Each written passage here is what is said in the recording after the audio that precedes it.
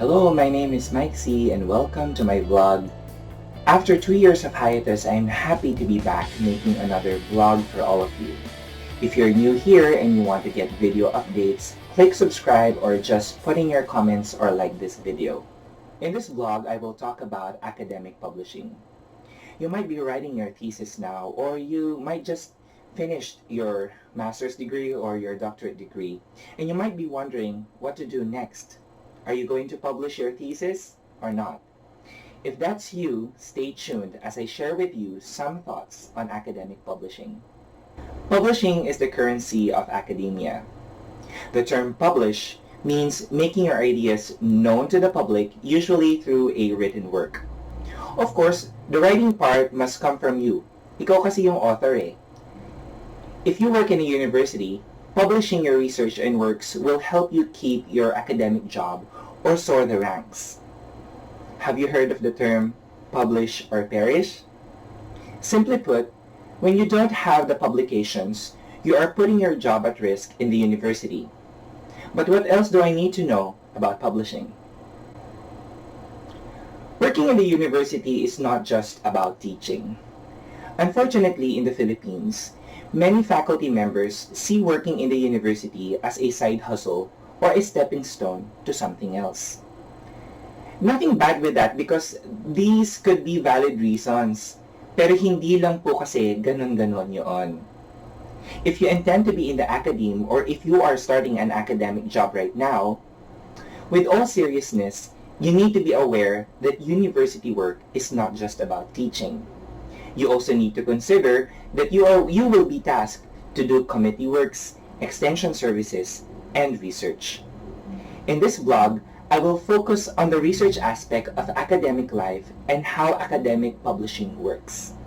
Here are 5 things that you need to consider and you need to know when you want to publish your work and make it a habit. Tip number 1. Know why you need to publish in the first place. There are different purposes as to why academics need to publish their works. It can be because they need to publish to secure their job tenure or get promoted. It can be because your research is funded and you are expected to publish your work. It can be because you want your ideas to be read and used by other academics. It can be because you intend to build a body of knowledge as part of your scholarship. You may ask me, do you get paid when you publish? The answer is not directly. But when you keep on publishing and consequently people get to know more about your work, people talks about it, you get the chance to be invited to speak for a fee, write a book for a fee, and be a consultant for a fee.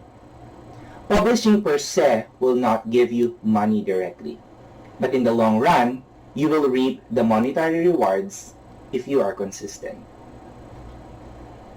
Tip number 2. Have a concept and write about it. Assuming that you are working in the academe or you are a graduate student now, your concept can be simple or complex. Regardless, it is still a concept and you can write about it. If it is a complex concept in the form of a master's thesis or a dissertation, consult your supervisor and ask him or her which part of your thesis can be publishable.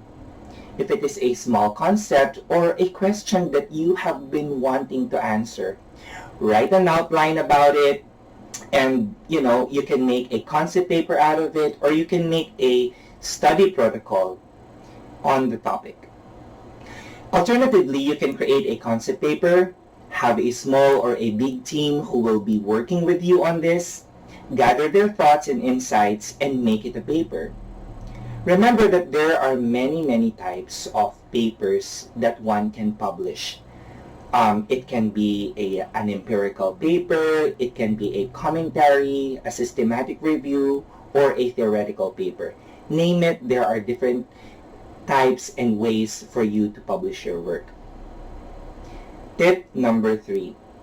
Set up a timeline and know your target journal.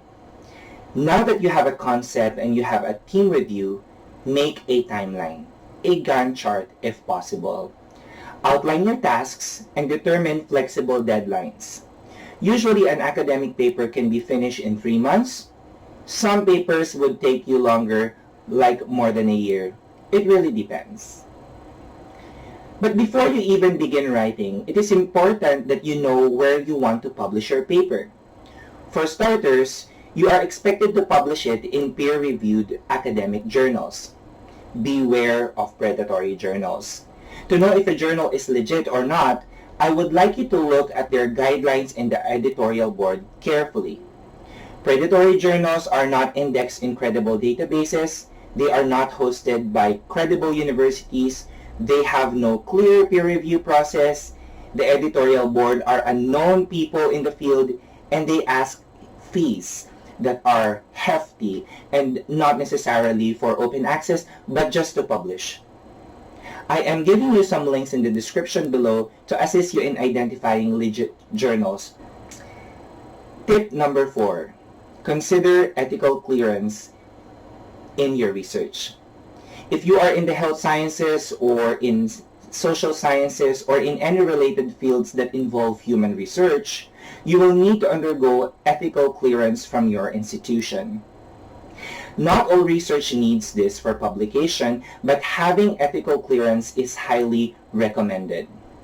An ethical clearance gives you confidence that your research was examined by a pool of experts prior to publication, and that in order for you to get this clearance, you were trained on research ethics.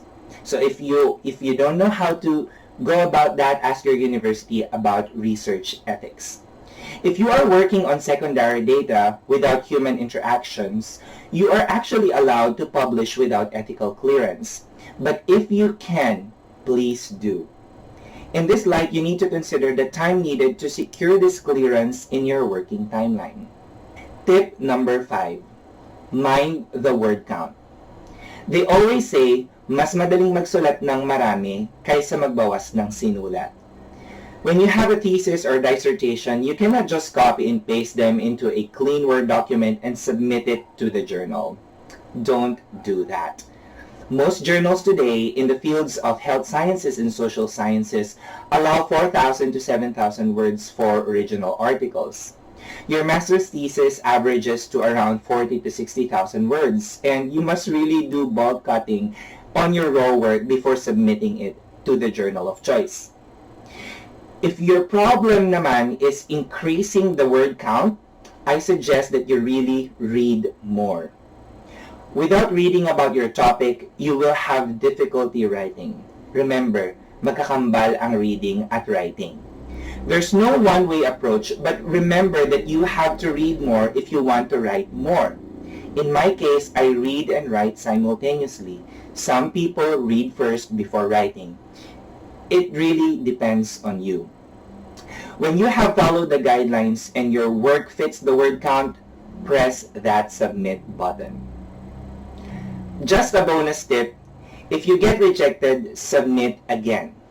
They always say, if at first you don't succeed, dust yourself off and try again. Kanta yata yun, but that really happens in academic publishing. Rejection in academic publishing is more common than getting favorable responses from your referees. I have been rejected many times in my 6 years of full-time academic work. At the beginning, it was hurtful, and sometimes I can become emotional after reading the referee's comments. But as time went by, I learned how to become more emotionless, and that really helps for me to make myself more objective and really move forward from that. We cannot please everyone, remember that. And we just need to be persistent in finding a home where our ideas can be published, read, and consumed. If you are lucky, you will get verdicts like major revision or minor revision. If so, please address all comments of the referees and justify them to their satisfaction. When you do that, hopefully you will get a more favorable response upon your resubmission. And when you're published, go back to number 1 until publishing becomes a habit for you. Let me know in the comments below if these tips help, and if possible, share if you have just published your work. Congratulations, and if these tips really resonated with you. And with that, thank you all for listening. See you in my next vlog where I will be talking about how to become a professor. Don't forget to share, comment, and subscribe to my YouTube channel, and visit my website to know more about my current endeavors and my current projects. Cheers!